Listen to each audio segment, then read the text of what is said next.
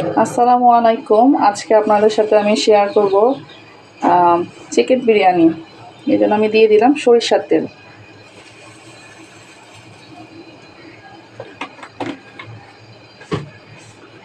আজকে আমি পুরো রান্নাটা করব সরিষার তেল দিয়ে, এবং মুরগির মাংস একবারে মাখিয়ে, সময় স্বল্পতার কারণে মাখিয়ে রান্না করব।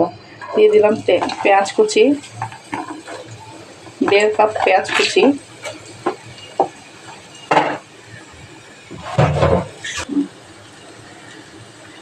দিয়ে দিলাম মুরগির মাংস। আমি মুরগির মাংসগুলো ছোট করে কেটে রেখেছি আগে থেকে এবং ধুয়ে পরিষ্কার করে রেখেছি। এখানে 1.5টা সোনালী মুরগি দেওয়া আছে। দিয়ে দিব আদা এবং রসুনের পেস্ট।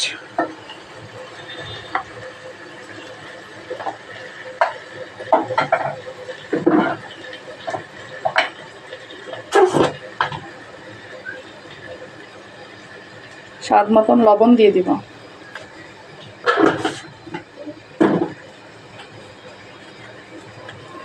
দিয়ে দিব রাঁধুনি 1 প্যাকেট বিরিয়ানির মশলা।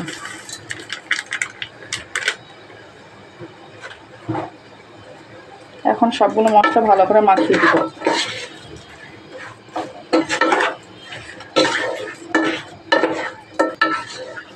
আপনারা ঝাল পছন্দ করলে এখানে একটু মরিচের গুঁড়ো মিক্স করতে পারেন। আমি কাঁচামরিচ ব্যবহার করব, এই জন্য মরিচের গুঁড়ো দিলাম না। এখন মাংসটি 15 মিনিট মিডিয়াম আঁচে রান্না হবে।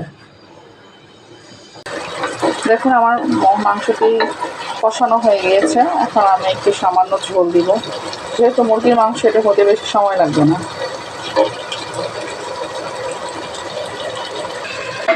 আমি একটু ঝোল দিয়ে দিলাম। এই পানিতেই মাংসটি সিদ্ধ হয়ে যাবে। অফ ক্যামেরায় আমি আলুগুলোকে খুব কড়া করে ভেজে নিয়েছি। আমার বাচ্চারা এই আলুর কড়া ভাজাটা পছন্দ করে। আমি 1 কেজি পরিমাণের চিনি গুঁড়া পোলাওয়ের চাল ধুয়ে পানি ঝরিয়ে নিয়েছি। এখন পোলাও রান্না করার জন্য পানি বসিয়ে দিয়েছি। পানি বলক আসলে পোলাও রান্না করতে যা যা লাগবে, তেজপাতা, এলাচ, দারচিনি, পরিমাণ মতো লবণ, আদা বাটা, এগুলো দিয়ে পোলাও রান্না করব। আমি পানিতে তেল, আদা বাটা সব মশলা দিয়ে দিয়েছি পোলাও রান্না করার জন্য। এখন এখানে আমি বলক এসে গিয়েছে পানিটি। এখন আমি পোলাওর চাল দিয়ে দিচ্ছি।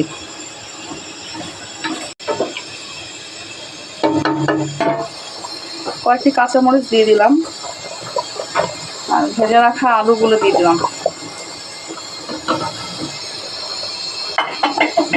আলুগুলো পানিতেই দিলাম যাতে আলুগুলো পুরোপুরি সিদ্ধ হয়ে নরম হয়ে যায়।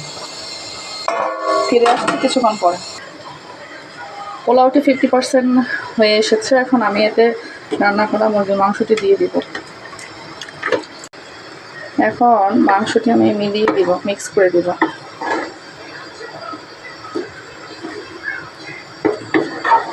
মৃদু আছে 10 মিনিট রান্না হবে। 10 মিনিট পরে আবার নেড়ে চেড়ে দিব। আমার বিরিয়ানি রান্না প্রায় হয়ে গিয়েছে।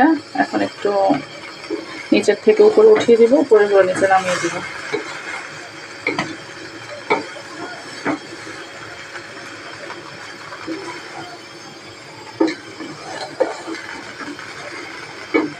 এখন আমরা টেবিলে পরিবেশন করব। একটু স্বাদ বাড়ানোর জন্য ঘরের বাজারের স্বস্তি ব্র্যান্ডের একটু ঘি উপরে দিয়ে দিব। ঘিটি খুবই মজাদার। ঘরের বাজারেরকে অনেক ধন্যবাদ এত মজাদার ঘি আমাদের হাতের নাগালে পৌঁছে দেওয়ার জন্য। সামান্য একটু ঘি উপর দিয়ে ছিটিয়ে দিব, একটু স্বাদ বাড়ানোর জন্য। আসলে এখন আমরা সবাই পরিবেশন করি। শুক্রবার দুপুরের বিরিয়ানি রান্না কেমন হলো আপনারা কমেন্টে জানাতে পারেন।